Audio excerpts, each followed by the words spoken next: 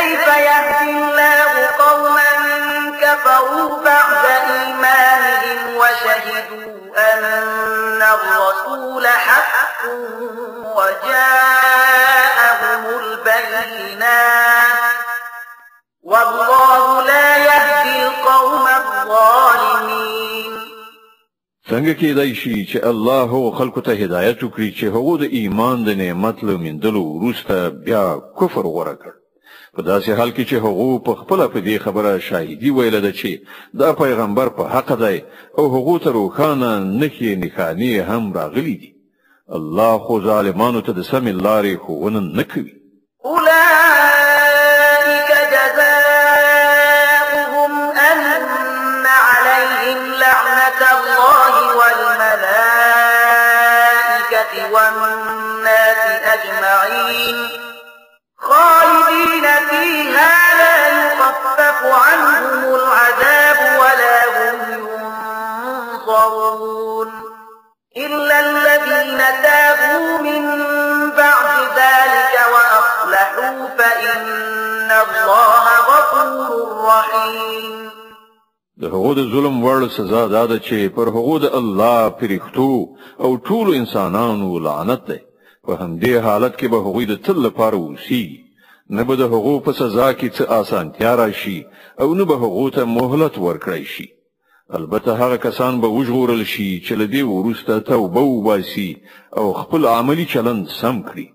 الله بخونکی او رحم کوونکی دی. إن الذين كفروا بعد إيمانهم ثم ازدادوا كفرا لن تقبل توبتهم وأولئك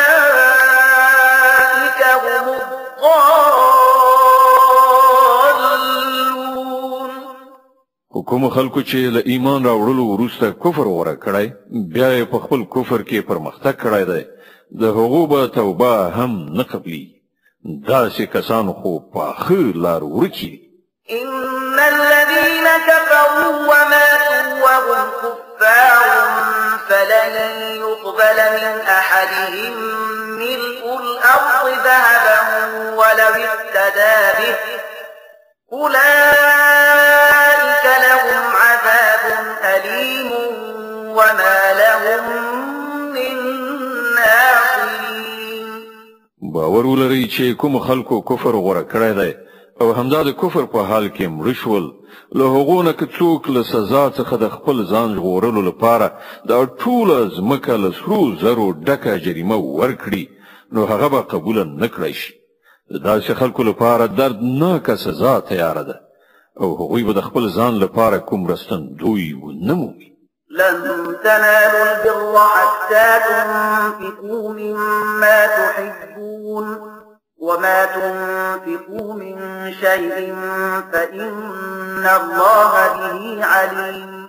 تاسې نیکی ته نشئ رسیدلای تر څو خپل هغه شیان د خدای په لار کې ونه لګوئ چې تاسې ته ګران وي او څه چې تاسې ولګوئ الله به ورڅخه ناخبره نه وي.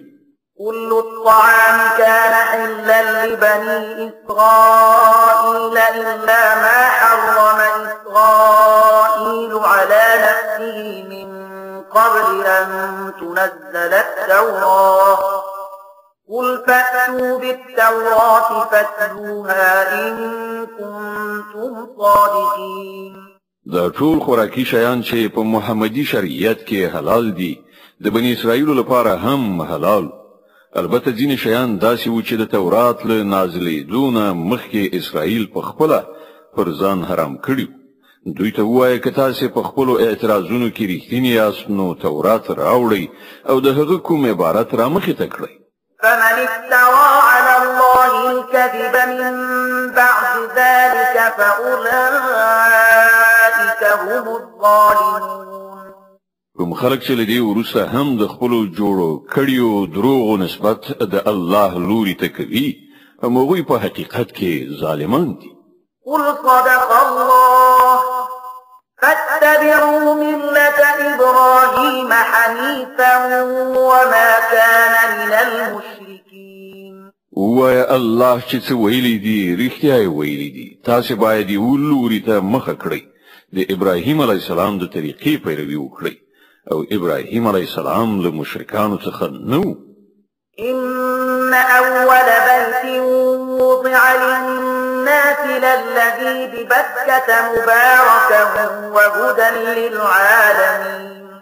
بېشکه تر ټولو لوی عبادت ځای چې د انسانانو لپاره ودان شو هغه همغه دی چې په مکه کې دی. هغه ته خیر او برکت ورکړ شوی او د ټولو نړیوالو لپاره د هدایت مرکز ګرځول شوی دی. د آل عمران مبارکه سوره چې د قرآن عظیم شان درېمه سوره ده په مدینه منورې کې را نازله شوې ده. 200 مبارک آیاتونه لري. تلاوت او پښتو ترجمه یې له 90 آیت څخه اوري.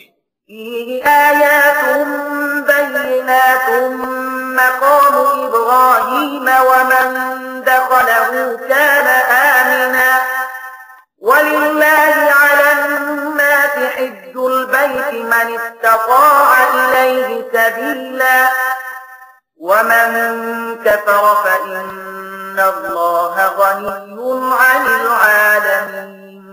فهغه کې څرګندې نښانې دي.